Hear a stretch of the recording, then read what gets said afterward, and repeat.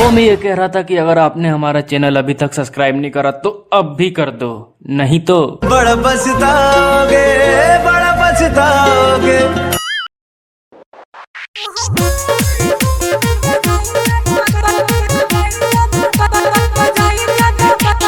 अभी आप सब सुन रहे हैं एन कुमार गुप्ता की शानदार प्रस्तुति।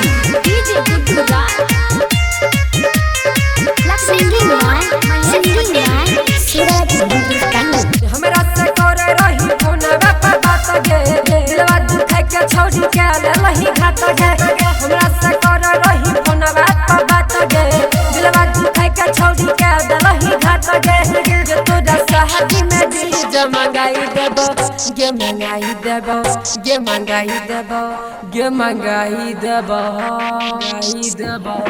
जे तोहर कॉल रिकॉर्डिंग बजाई देबो, जे तोहर कॉल रिकॉर्डिंग बजाई देबो, जे कॉल रिकॉर्डिंग।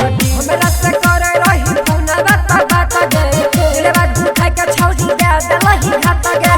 हमरा से करे रही फोनवा पर बात गे, दिलवा दुखाई के हमरा दे लही घात गे। तोरा शादी में डीजे मंगाई देबो, गे मंगाई देबो, गे मंगाई देबो, गे मंगाई देबो। जे तोहर कॉल रिकॉर्डिंग बजाई देबो, जे तोहर कॉल रिकॉर्डिंग बजाई देबो, जे call recording.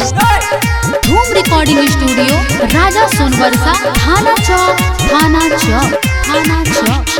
Music director DJ Guddu राज, डीजे गुड्डू राज।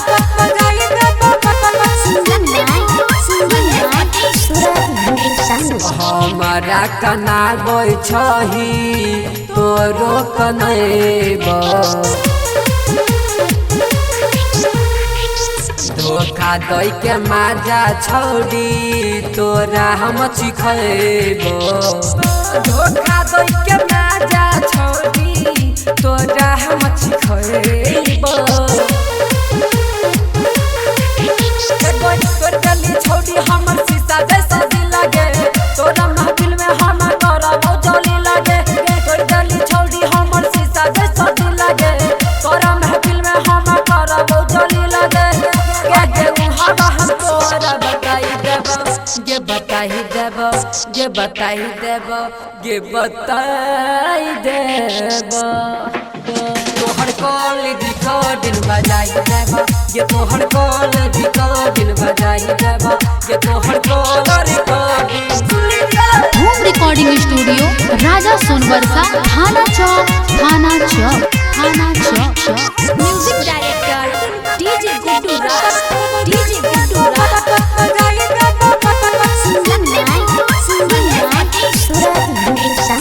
राइटर मनीषवा तोरा याद दिलक,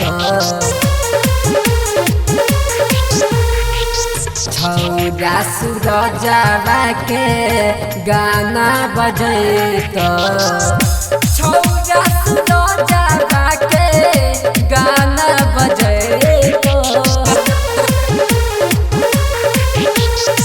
मैंने ले छौरी राम भैया के बात गे, हमें ले अभी सूरजवा के हाथ गे। मैंने ले छौरी नीतीशवा के बात गे, अभी ओथे में ले सूरजवा के हाथ गे। सूरजवा के हाथ में तो मरुआ में आगे लगाई देबो, गे लगाई देबो, गे लगाई देबो।